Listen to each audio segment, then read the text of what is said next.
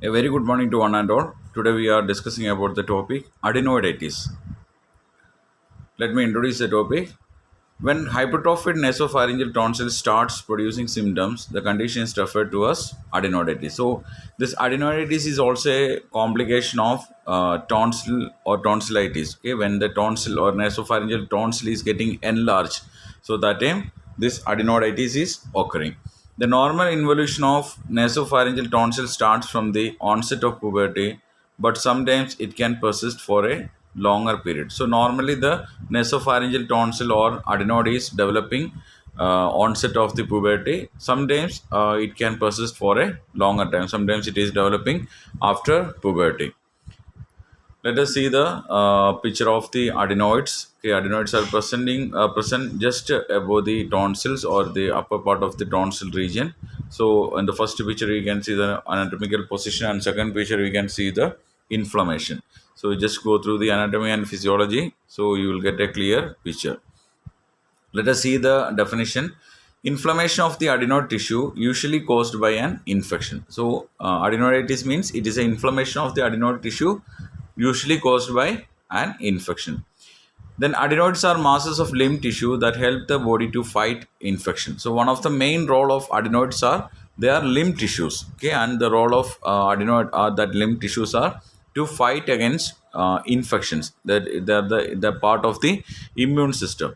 Adenoids are found in pharynx just behind the nose. So where you can see adenoids, it's seen on the or present in the pharynx just behind the nose.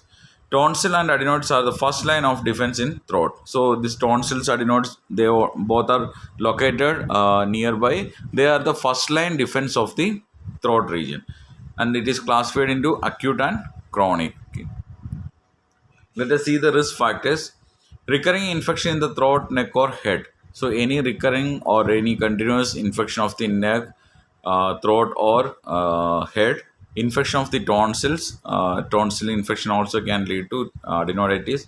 Contact with airborne viruses and bacteria, any airborne diseases, then unhygienic practice like poor oral hygiene or use of any tobacco, then smoking, then if they are not properly taking bad breathing, okay, if you are taking breathe through mouth, so these are the main risk factors for adenoiditis. Let us see the causes, mainly virus that we have seen in the definition. It is mainly occurring due to any infection. So viruses including adenovirus, rhinovirus, and paraximoviruses. Then bacteria including streptococcus pyogenes, streptococcus pneumonia, and moricilla catarrhalis. So these are the non-bacteria and viruses or microorganisms which can lead to adenoiditis. Let us see the pathophysiology. Due to trauma or infection in the nasopharynx, that can lead to inflammation. And when there is an inflammation, there is a release of inflammatory mediators in the area of inflammation. So that is a part of your body immune system. So due to this inflammation or as a sign of the inflammation, tissue edema, pain, and redness will occur. Okay, there is a tissue edema, pain, and redness will occur, and this particular condition we can call it as adenoiditis. Okay, so this is a pathophysiology. So it's an inflammation of the nasopharynx or adenoid tissue or lymph tissue. Because of the inflammation or as a part of the inflammation, the area will get edema, pain, and redness. Let us see the signs and symptoms. First sign is fever. Fever will be there because infectious. It is an infectious disease. So when there is an infection or inflammation, fever will be there. Then runny nose or rhinorrhea. Then nasal airway obstruction or to oral breathing, dry mouth, snoring, sleep apnea. Then rhinorrhea means mucus purulent secretion from the nose. Then symptoms of bacterial adenoiditis will persist up to a week, but viral adenoiditis symptoms will recede spontaneously after 48 hours. Okay, so if it is a bacterial adenoiditis, that will be persist till a week. Okay, 1 week it will be continuous for 1 week, and if it is a viral, then normally it will recede or it will subside within 48 hours. Then, other than this, swollen adenoid can block or restrict airways. Okay, blocked airway will be there. Then, adenoiditis sometimes accompanied by tonsillitis. Okay, along with adenoiditis, tonsillitis will be there. Then repeat adenoids may lead to enlarged adenoids. Okay, so these are the signs and symptoms. And in children, you can see that continuous mouth breathing. Mouth breathing we can call it as Bart breathe because of the hypertrophied adenoid gland. They can't able to take breathe through the nose because the once adenoid is enlarged, that time the nasopharynx will get obstructed. Then generally children will have a long face if there is a chronic adenoid, that is called that particular facial changes will be there, long face will be occurring. So these are the signs and symptoms. Let us see the diagnosis. History collection, then physical examination. Proper history should be collected because it is a complication of tonsillitis or pharyngitis. So you have to collect the history whether they are having any recent infection. Then physical examination should be done. Then throat swab culture, it will help to identify whether the underlying condition or underlying cause will be a bacteria or virus. Then blood test should be done. Then X-ray. So if it is more obstruction, then we have to go for the X-ray so we can identify the exact means position and size of the obstruction. Then posterior rhinoscopy. So that is also a examination visualization of the nasal tract. Then nasopharyngoscopy and CT scan. So these are the diagnostic evaluation which will help for identifying adenoiditis. Next is a management, mainly medical management. Non-pharmacological management is same like tonsillitis and pharyngitis. We can provide steam inhalation, then saline gargling, and proper oral hygiene. This will helps to improve the condition or improve the symptoms or help to relieve from the condition. And medical management, including for viral adenoiditis, we can treat with analgesics or antipyretics. That is sufficient because we have seen that viral adenoiditis will subside within 48 hours or within 2 days. So a symptomatic treatment is enough. Then bacterial adenoiditis, that we have to provide antibiotics like amoxicillin or cephalosporin. So it will helps to kill the microorganism or bacteria so that the person will recover from the condition.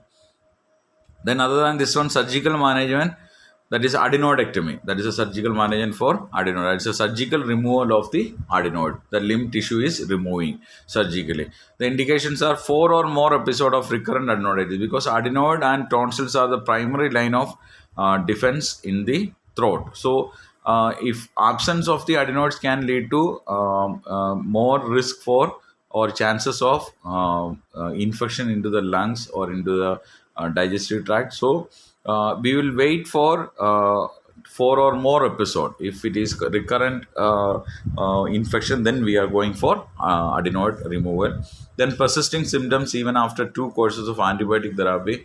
So after finishing 2 courses of antibiotic also, if the symptoms are not subsiding or if it is not relieving, then we are going for adenoiditis.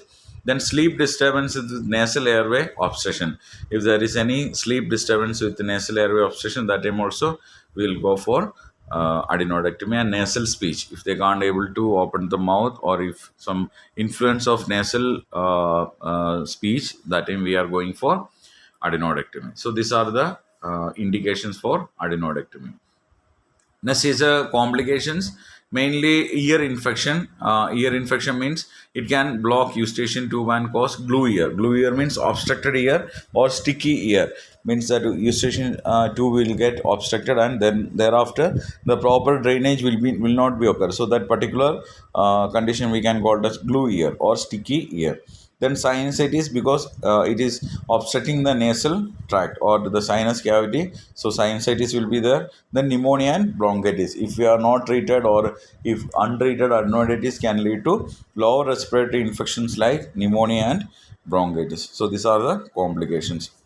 Then how we can prevent or how we can manage this condition with the help of dietary management, it including vitamin mineral supplements. So as we all already studied in first year and all about the nutrition and all, so some of the vitamins and minerals will helps to improve or boost our immunity. Even in now also in the COVID time or in the corona time also, doctors are advising to take zinc and vitamin C supplements. So it will helps to boost our immunity.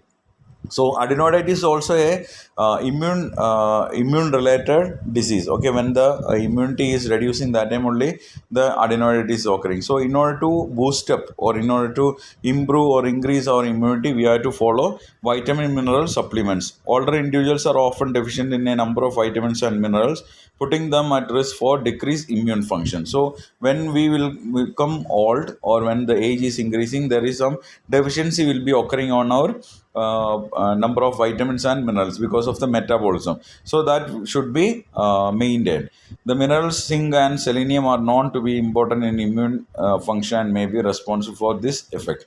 So minerals like zinc and selenium, that are very important for boosting immunity. Then zinc is known to decrease viral growth and may enhance functioning of the immune system. That's why nowadays doctors are advising zinc sulfate for corona patients or COVID patients, because it will helps to decrease the viral growth.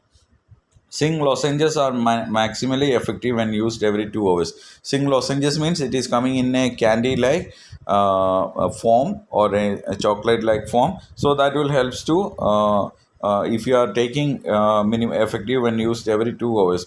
Mild irritation of the mouth and stomach is common with zinc lozenges. Some people is having some kind of irritation with zinc lozenges. Then vitamin C are preventing or treating colds, widely accepted in the general population. So nowadays, doctors are also prescribing vitamin C that will helps to treat the cold or any general conditions.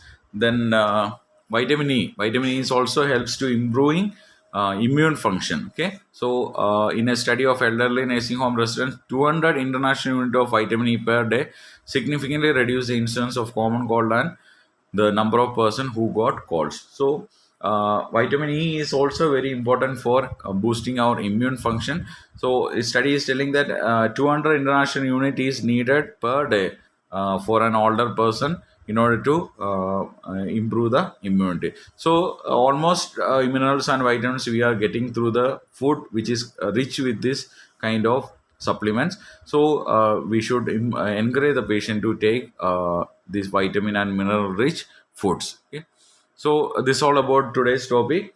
It's a small topic, adenoiditis. So we have seen that it's an inflammation of the limb tissue, or the adenoid tissue. Then we have seen what are the causes, risk factors, what is the pathophysiology, what are the signs and symptoms, how we can diagnose, and the management. In that, medical management and surgical management we have seen. Adenoiditis is surgical management. Then complication we have seen. Afterwards, what are the dietary management for improving immune system. So this all about today's topic. I hope all of you understood about the topic. Have a nice day.